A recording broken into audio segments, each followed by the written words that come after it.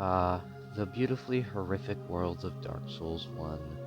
A game known for its extreme difficulty, challenging boss fights, and incredible level design. But fear not, my friends, for this is how to have a W start in Dark Souls 1.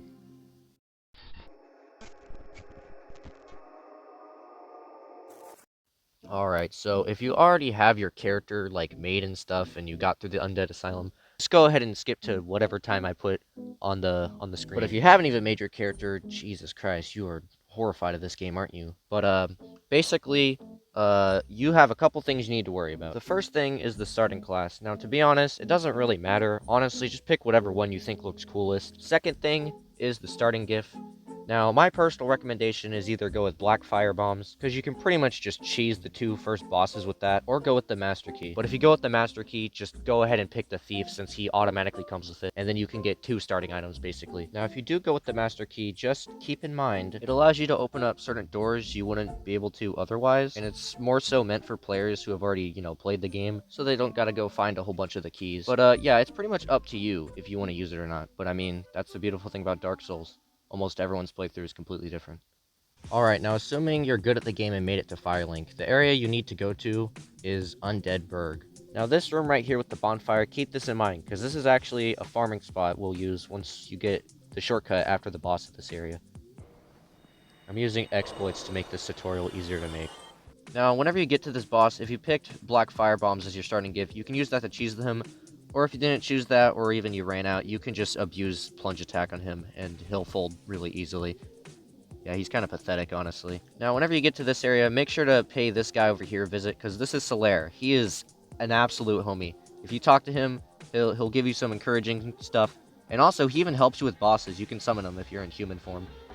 Now, if you remember that farming spot I told you about, it's actually this bridge. The dragon kills the enemies on top and gives you some souls. Now, you're going to go ahead and have to kick down the ladder for the shortcut, something my dumbass unfortunately forgot to do when I was recording, so that was pretty tragic. Now, using this method, you only get about 500 souls, which may not seem like a lot, and yeah, it really isn't, but early game, this is actually, pretty decent. And also, you'll need to use this to get a better farming spot that you'll see in a little bit, so yeah.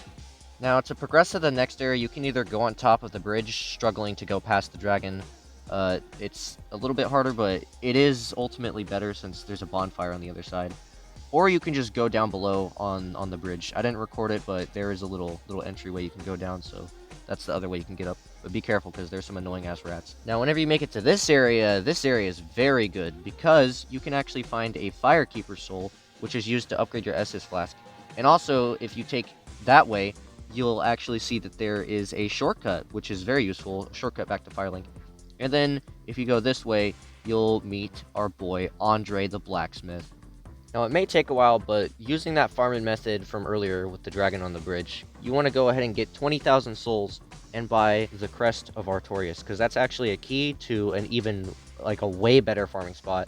It'll pretty much make you get that 20,000 souls back, basically instantly.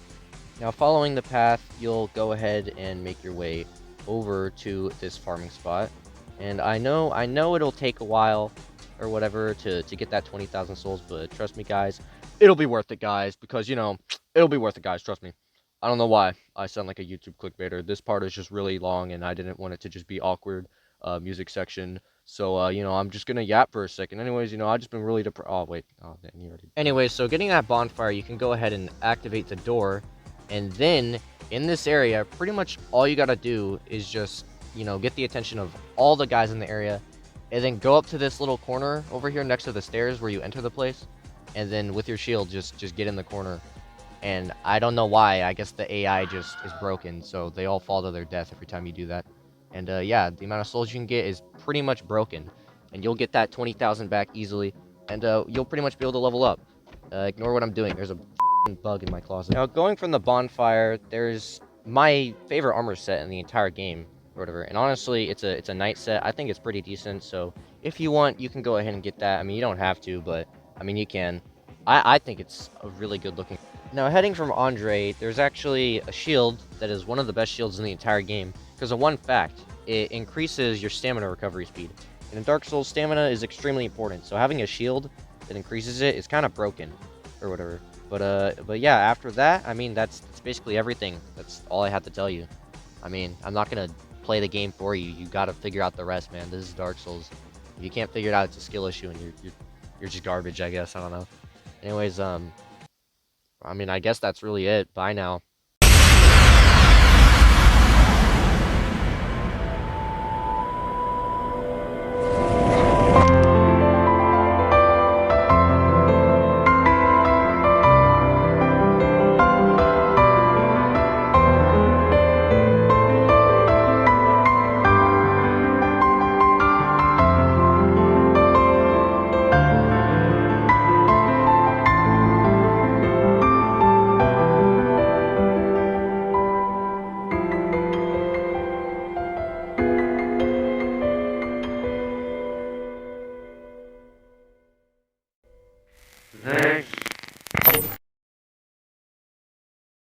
It's kind of gay, Gojo.